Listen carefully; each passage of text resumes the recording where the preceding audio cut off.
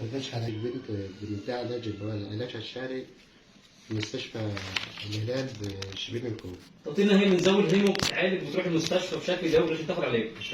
كل شهر يعني لازم تروح كل شهر تاخد تعالج علاج في شبين الكوم. تمام.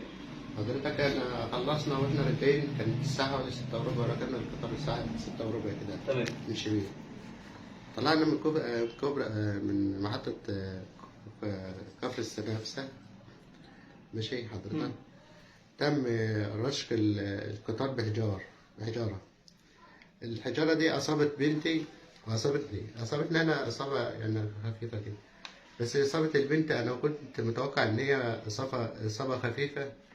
لذلك يعني المسؤول عن الأمن في القطار يعني كان عايز يعمل محضر بالواقع. بس انا قلت له ان هي اصابه خفيفه وقال لك ان هو يساعدك ويجيب لك اسعاف وكده. قال لي هساعدك، هجيب لك اسعاف، هجيب لك كده. فانا قلت له ايه ان هي الاصابه خفيفه وان شاء الله تبقى ايه هنتكلم معلش. هو الموضوع مش مستدعي. مش مستدعي.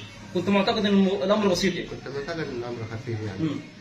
فلما نزلت او جد البنت كان موجود بالعربيه يعني عند محطه بدر. تمام. فانا كنت بقول ان هي اصابه خفيفه هطلع بقى على شموع.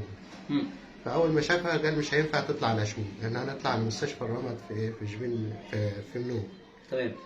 اول ما رحنا مستشفى الرمد الدكتوره شافتها كشفت عليها. اول ما كشفت عليها قالت ان هي مش هينفع، لازم انت تحولوا بقى دلوقتي على الجامعه. طلعنا بقى حضرتك على مستشفى الجامعه بشبين الكوم. اول ما دخلنا الاستقبال الصراحه استقبلونا صح وكل حاجه يعني.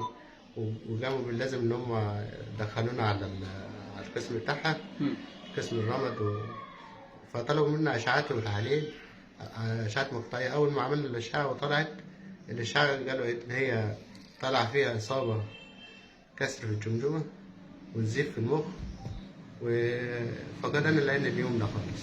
يعني العين اليمنى ديت انفجرت خالص. فانا اما لقيت كده فقمت عامل محضر في المستشفى حولونا على حولوا المحضر على مركز المنوف.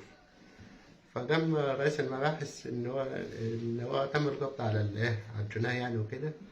والجناه دول يعني يعتبروا ان الناس كلها بتقول ده اطفال بس هم سنهم 14 سنه.